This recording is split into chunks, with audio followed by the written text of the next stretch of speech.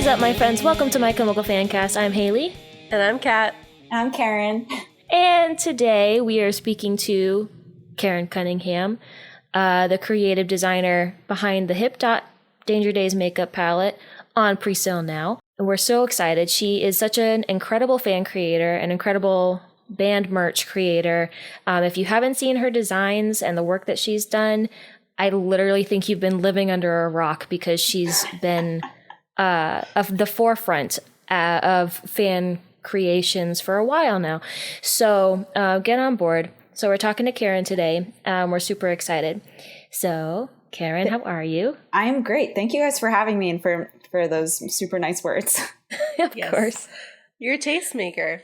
Oh, that's crazy to think. It's crazy to think. I don't know that that's true, but I am blessed. Any recognition that the fan base gives me, I am always blessed. We will confess that this is the second time that we are recording this episode because the first time we recorded this episode, the files magically disappeared. They don't have to know that. But you know what? I was thinking they should know as a disclaimer. Yeah, I think honestly, I was like, it's kind of fitting for Danger Days that we're recording this a second time because they scrapped an entire album to get to Danger Days. I'm like, so you know what? We scrapped an entire podcast to get this one. So we're just on brand, if anything. Extremely on brand. Actually, that is a great point, Kerin, and I think it works in our favor.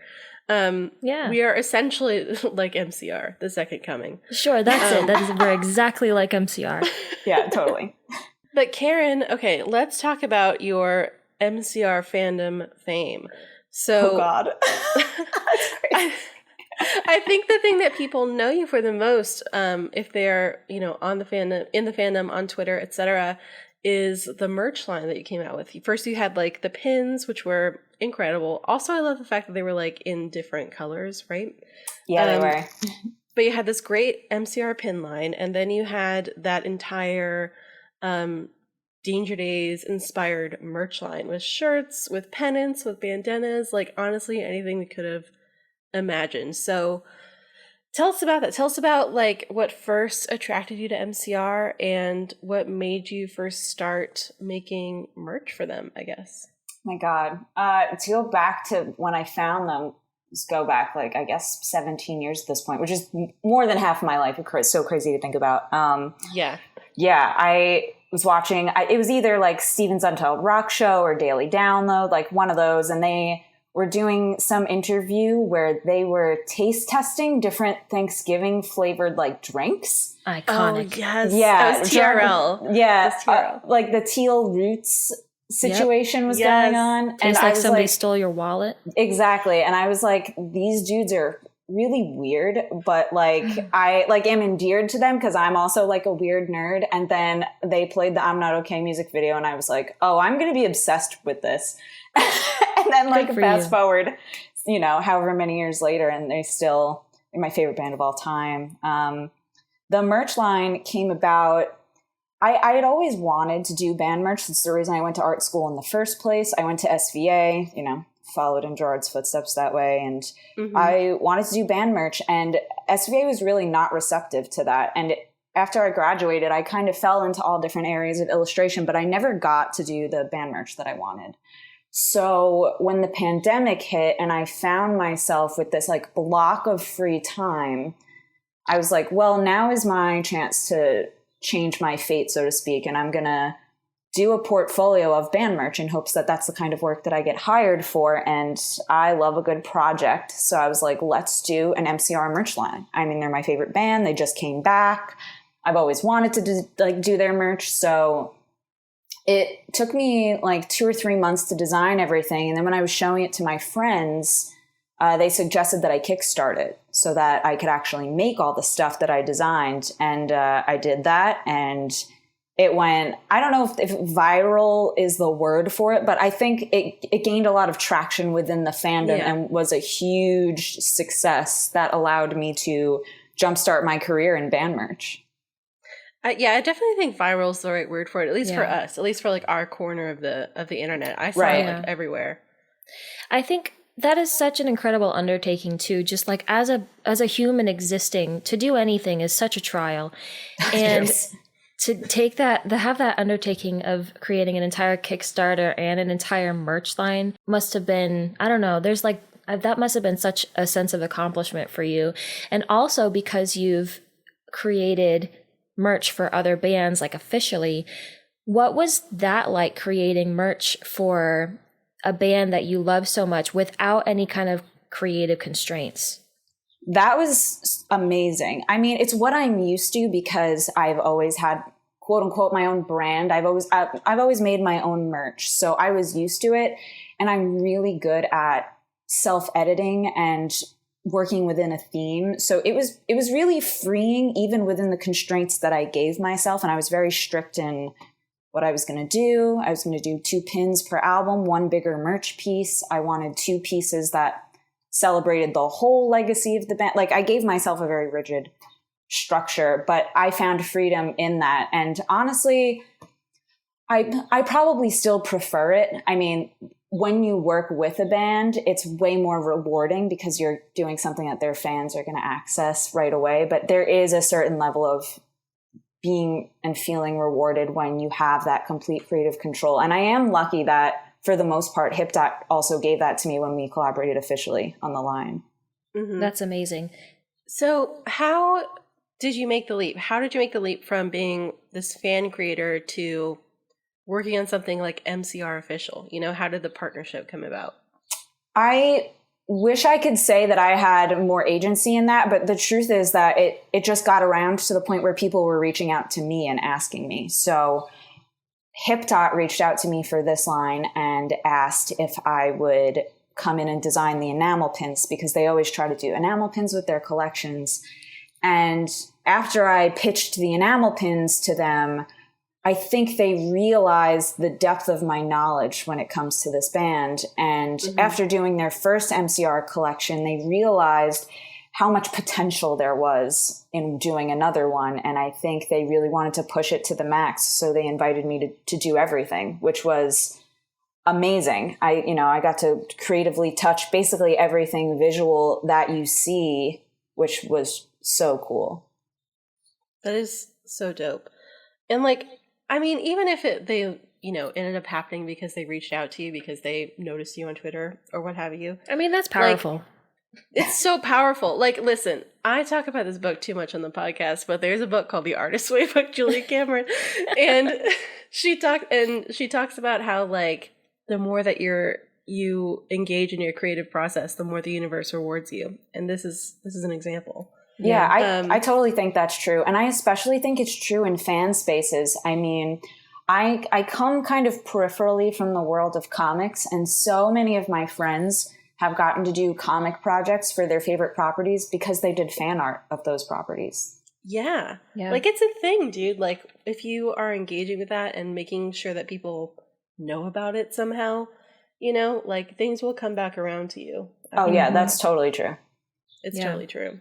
Can you talk about kind of how this collection came to be? So the way it looks, the way it was marketed, who did you work with, that kind of thing? Yeah. So I got brought on, and Danger Days was the collection that they wanted to do for a summer release.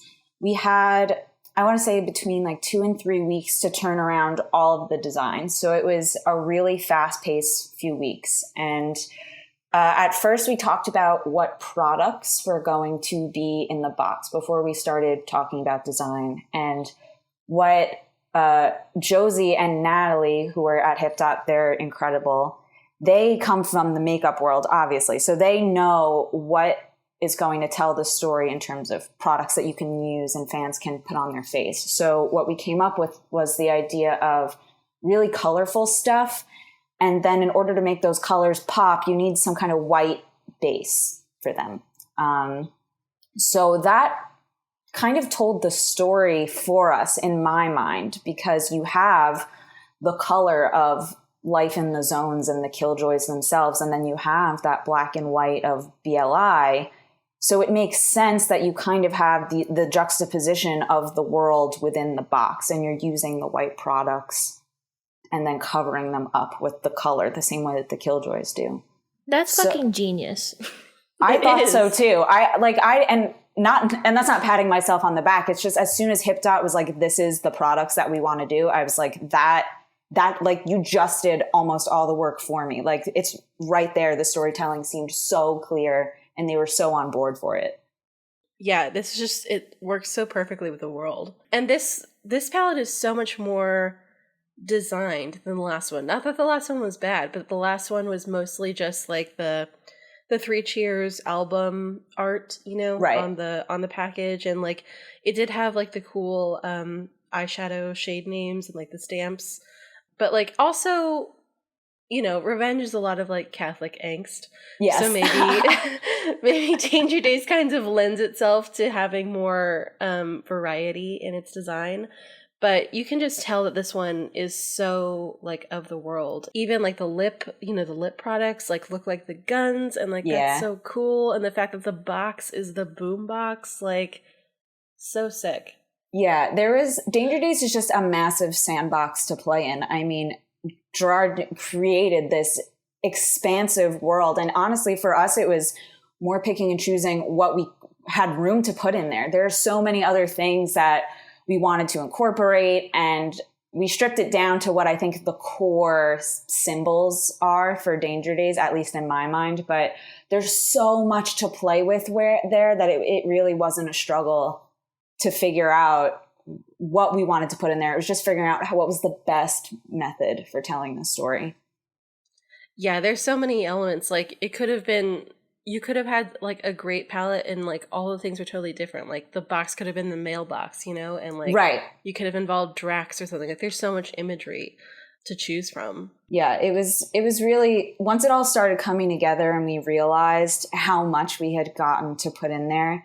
And then even with the marketing, we got to expand on that even more and pull in more of the Danger Days marketing universe. I was like, man, we really got a lot in there. It was amazing to see it unfold and all come together. So I don't know how much you would be able to talk about this, but were there any discussions with HipDot and maybe like Warner Brothers or the band themselves about their thoughts on how things should go or how things should differ from the Three Cheers release, or how they were going to work with you as a creative designer?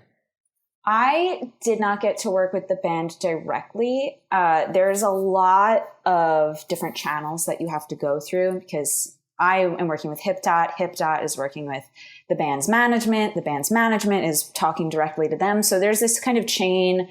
It's like playing telephone back and forth over and over and over again as you develop things. I think that the vision was pretty clear for us on our end, and from the band, we got nothing but support. I mean, there were a few little tweaks here and there. There were a few things that we kind of developed and changed over time. Like, for example, the glosses, which ended up being liquid lipsticks. I keep calling them glosses because for a long time, that's what we thought they were going to be. And we ended up saying, you know, like a gloss is great. And for some, I think it's more practical, but Danger Days isn't about practicality. It's about being loud. And that's right. That's true as hell. Yeah. So we went for something crazier, and that was their call. That was not something that we really settled on. So that was just an example of a creative decision that came from them that we implemented for them. But I would say almost all of the creative calls were ours, and they were just overwhelmingly supportive. Love to hear it. I love that we have this kind of merge of fan involvement and official merchandise, because I think that for so long the two things have been so separate. You have like fans creating comics, fans creating zines, fans making stuff like you did, like shirts and pins or tarot cards, and then you have official merch, which is like shirts from Hot Topic, you know, right. Or a pajama bottom from the MCR website, right? And they're just like so totally distinct communities. And I think that this is maybe one of the first times, at least recently, that we've had this combo. And I think it's kind of awesome how the fan community has been recognized through you, and like the significance of it and the importance of it, and like how it can help make merch better, help make merch probably sell more. And like bring the community together. I totally agree. And that was, as the creative director, I knew that there was a little bit of sway that I would have. And part of my personal mission was to bring on as many fan creators as possible, because I am a designer, but there are a lot of things that I'm not. Like, for example, I'm not a photographer. I always outsource my photography. And the person I outsource to is my good friend, Lauren Cannon, who did the photography for this, and she did the photography for my MCR merch. So I knew that she could knock it out of the park. And I said in our meeting with HipDot, I was like, they have great photographers that they work with all the time. But I was like, if we want to build out the Danger Days universe, like, you got to bring someone in who already knows it. And I was like, my friend, I know she can kill this if we throw it her way. And the amount of work that she did to turn it around, I mean, she lives in like swampy Louisiana, and like you would never know that she didn't take those photos in a desert. No, she fucking knocked it out of the park. She just destroyed it. Like, I got her photos, and for real, I cried a little, because it was the first time I'd seen the collection looking like it belonged in the universe that we made it for. And that was kind of the tipping point where I was like, okay, so if we can bring her in, who else can we bring in? And I brought in, at this point, the fandom has seen it, and I'm so happy that they have. I got Lisa Shore and Joy Johnson, who do Death Wish, to do that Danger Days comic. And I'm telling you guys, I just hit them up and I was like, can you do a Danger Days comic where the Killjoys like find some makeup? And they literally did everything else. Like, I gave them no notes, essentially. I was like, do whatever you think fits these characters. You know them, you draw them so well.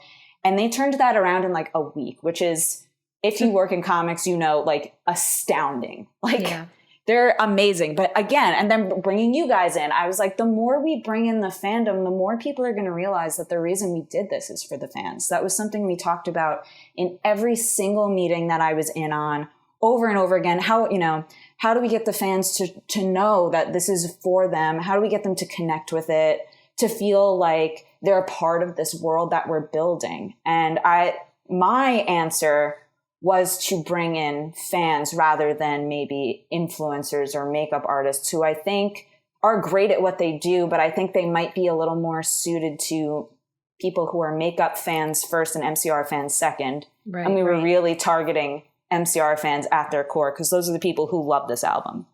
Yeah. And I think that shows. The comic that Lisa and Joy made is incredible. It's so perfect and like sweet. I love it. I could literally, every little detail of it, where Party Poison has the Bowie lightning bolt, and he's like, no one's ever done this before. I was like, oh my God, it's just so perfect. When she goes, can we eat it? Like, every little detail is cute. Immaculate. It's so cute. It's my favorite part of this whole thing, honestly. I love it. Dude, so honestly, that and the photos are like, it's really the work that like we outsourced for the other creators to do, where I'm just like, yes, like when you bring in fans, there's just a love that's there. You don't have to coach anyone through. It's just inherent in every creative decision that they make, because they're making something that they would also love. So fans are going to recognize that love. It's such an incredible thing. And I'm really glad that I was able to take any sway that I have, both with HipDot and working with them, and in the MCR fandom, and also get other creators paid. It's a big deal to work with your favorite band, and that's a big thing. And I am happy to always extend that hand to other people if I can. Yeah. And if you look at the comic, you can see that like a fan with a capital F made this, because you can zoom in on the panels and you see Gerard's pickle, tumbling in the background of this thing. Like, nobody else would know that. Who's going to know that? I know. It's incredible. And like the Frank painting his face like the Frankenstein mask. Yes. It's so good. It's exactly. So good. It's so good. And so much like, if the band had to make a comic that was like, let's say like a version of because they already did make a comic, right? Like, so let's say they made like a little like actual official Killjoys comic. It wouldn't be that comic, because that comic also has it has the original stuff from Danger Days. And then it has like kind of this conglomeration of the fans, like projections onto like the extended Killjoys universe about the fact that like Party Poison like in the fandom canonically has like this kind of ditzy personality. Oh my God, I love it. Yeah, I know. It's such like a fan interpretation of the Killjoys in their universe, and it's just like beautiful, chef's kiss. Isn't it so funny how, you know, when you kind of are lacking in those official details, how the fandom kind of fills in those gaps, and then it becomes this kind of widely accepted, like everyone knows that that's Party Poison's thing. And I think for a lot of people, they see them as like a non-binary character. That's another thing I think is, so like for me, I wasn't worried about, are we putting makeup on these 4 dudes who are like, maybe wouldn't wear makeup like that? And I'm like, no, these are like the Killjoy characters that the fandom knows and loves. And they're like flamboyant and crazy. They would totally put on makeup. Yeah, absolutely. They sure would. Absolutely. Yeah. I don't know if you also, I'm asking these questions just to get you in trouble, I guess. I don't know if you would be able to talk about this either, but so both of these palettes that have come out are 2 albums out of the 4 official albums. 4 plus. Yeah, that MCR have released. So do you think that maybe in the future you would maybe be working on something like that again in any capacity, or if there's any plans to release anything like witchy like MCR was alluding like to? MCR5? Like the MCR5 stuff, like with the tower, like the tarot stuff, and like that witchy sigil vibe kind of thing. You guys are trying to get me in trouble. You don't have to say it. You don't have to say it.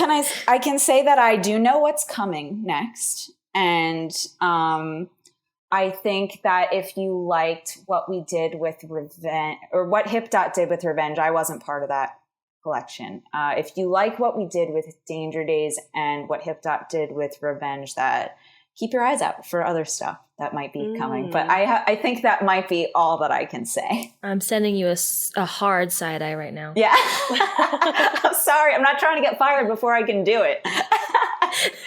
No, I get it. I'm like, I got to keep my job so I can keep making cool stuff.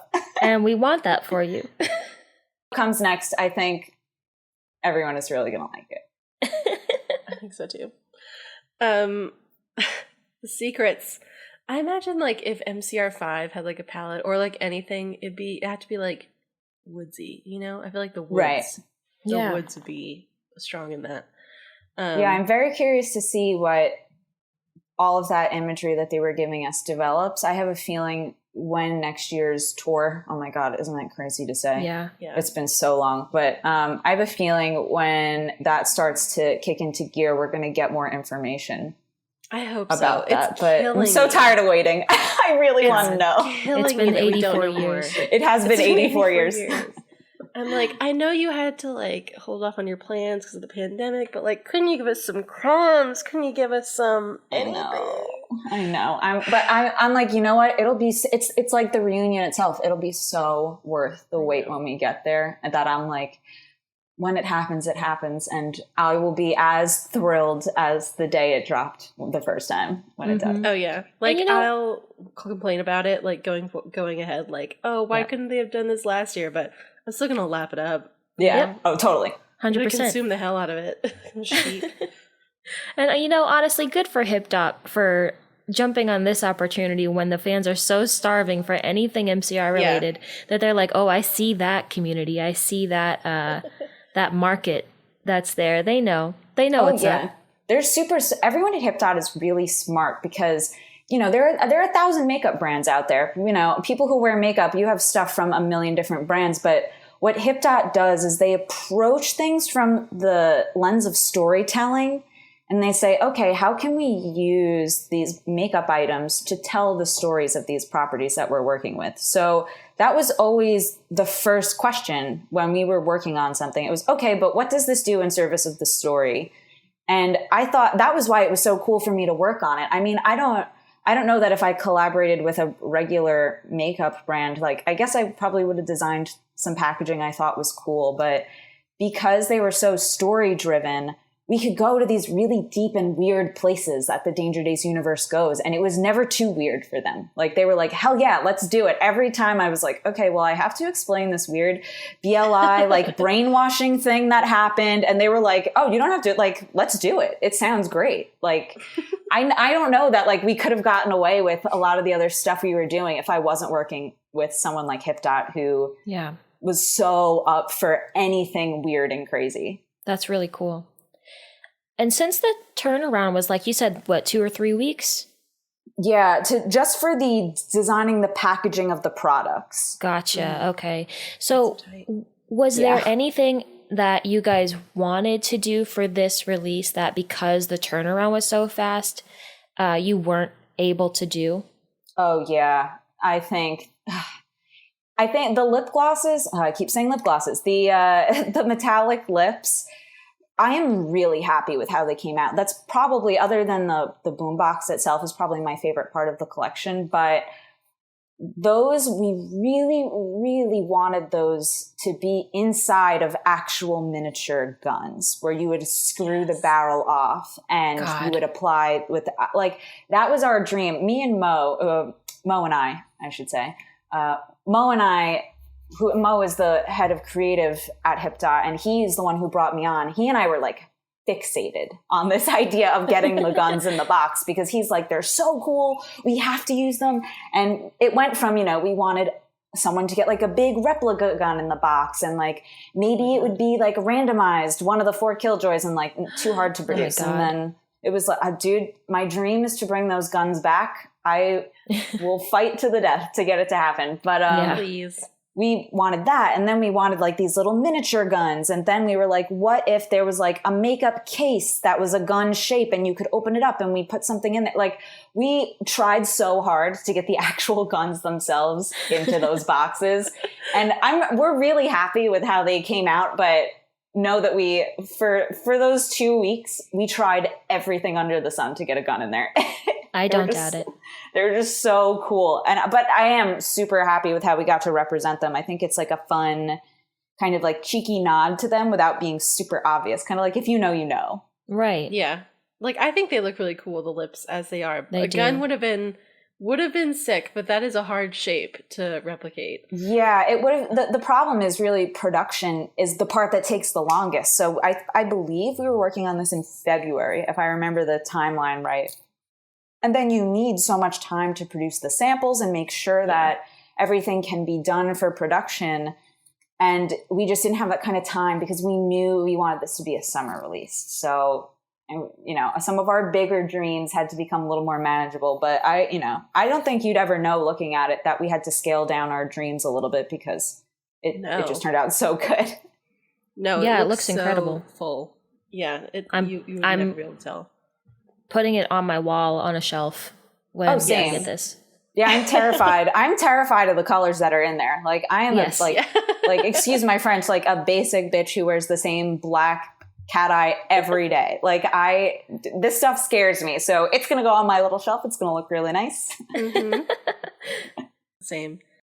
Well, one more question I wanted to ask was, do you know, if you can talk about it, if MCR in the future might be involving fans again? Like, it would be awesome for this to become a trend, you know, of maybe bringing on fans, even for just like creative development or direction or something. Like, I know that it's kind of hard for these two communities to exist, because like Warner doesn't want anyone to like step on their copyright, but then also you don't want to like squash the creative community that like makes your shit still exist, you know? Right, totally.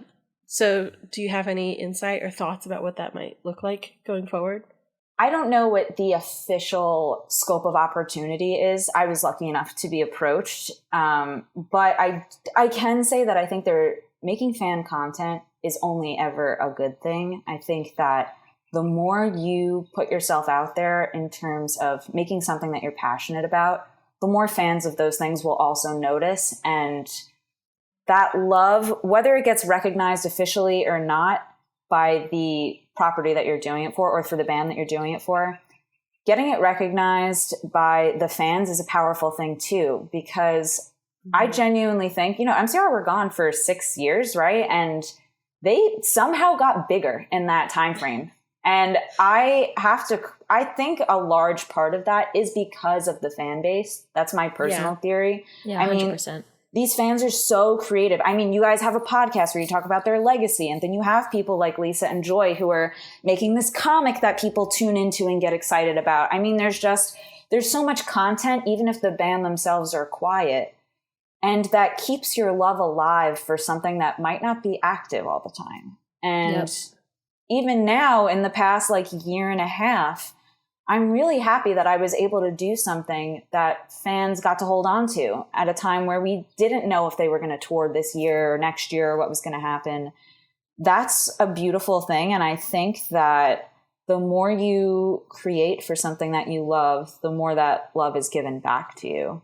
So I encourage people to do that. I would say with MCR, it's probably easier to do than with some other bands. I also believe that there's sort of like a code of ethics that you have to look at and see, should you be profiting off of a band that relies on their merch to profit on their music? Right.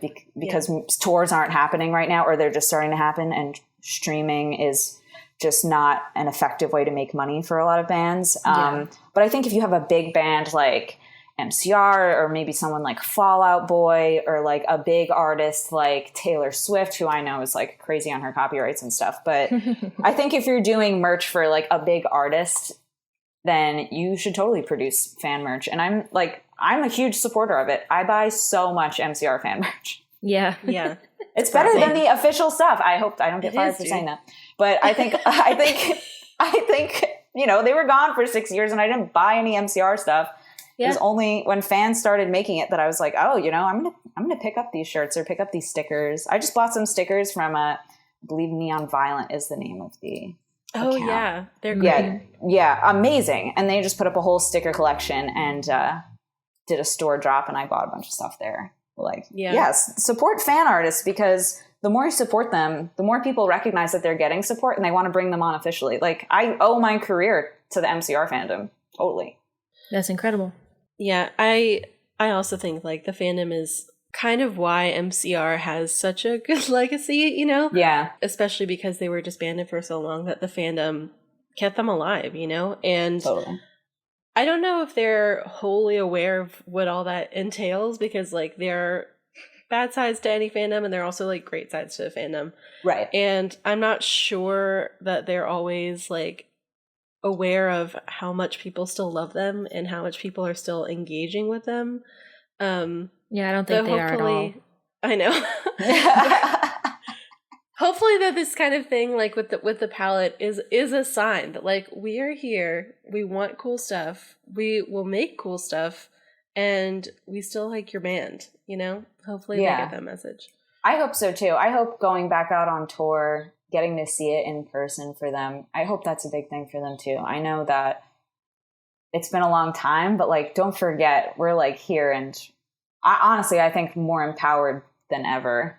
Yes. So yeah, notice us. I think they think they're like the Rolling Stones or something. And I'm like, no, you're not. You're young and agile. Yeah. You can do more things. I know. You're spry. When you think about chickens. I just think about, I'm reading Not the Life It Seems right now. Yes. Which even as like a fan who's been with them for a long time, I'm learning so much I didn't know about kind of the interpersonal relationships there and a lot of the hard stuff that they went through. And I'm like, these dudes, it must be like the presidency where it like ages you 20 years and 4 years or something. I'm like, you guys started and never stopped. Like, I truly don't blame them for feeling like it's been 84 years. Like, they did a lot. Yeah, I also don't blame them. That is the holy text. And within the holy text, it says that they had a bad time. And like, it is gospel. Yeah, it is gospel. And like, listen, I totally get it, dudes. I totally get it. But I also want you to know that it's 2021 and it can be better now, okay? It can be. It can be better. Oh, totally. Yeah, but that book is amazing. We spout praise for that book almost every single episode. We love that book. Yeah, as you should. There's I think I'm I'm on the part right now where they just did the Madison Square Garden show, and I'm like, God, this what a heavy shit's part. sad. Yeah, I'm like, this is fucking sad, and like That's a dark era. Yeah, and I'm like, I think I have to put this down for a little bit because like it just reminds me of how like I got to see them on the second show of that tour where they were like wilding out, like my God. They were like, let's fucking go, and like to think that by the end of it, like it was just such a like.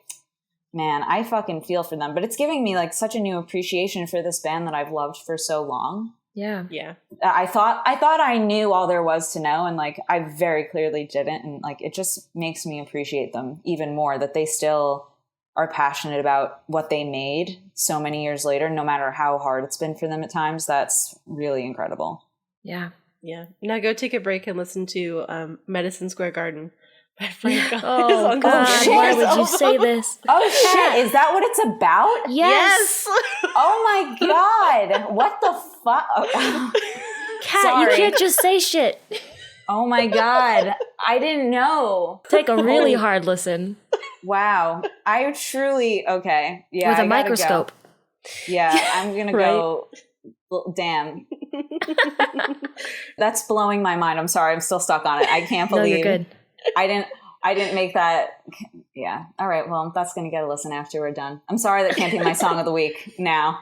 Yeah, I'm sorry for future song of the dropping that bomb on week. you. It's okay. Oh, man. Speaking of song of the week, it's time to do song of the week, and I hope you're ready.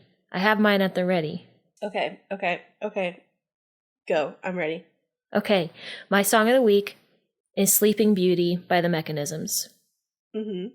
You may know the lead singer of The Mechanisms, Jonathan Sims, as Jonathan Sims in the Magnus Archives podcast, which I have binged recently, all 200 episodes.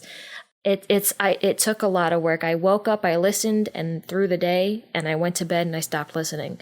Oh my God. How long are they? That's commitment. How long? They're usually 20 to 30 minutes. Okay. That's not okay. bad. That makes a little No, more sense. it's not but terrible. still. Yeah, it was an undertaking. But anyway, so I love that podcast. And so because I listened to that, I got into Jonathan Sims as a person. And I found out that he was in the Mechanisms. And unfortunately, they ceased to exist in 2020. But they are a band of space pirates, and they traverse the galaxy, and they're immortal. And Love Sleeping that for Beauty them. is very good. Yes. So that's my song. Nice. My song of the week is I'm Gonna Tell My Therapist on You by Pink Shift. Hell yeah.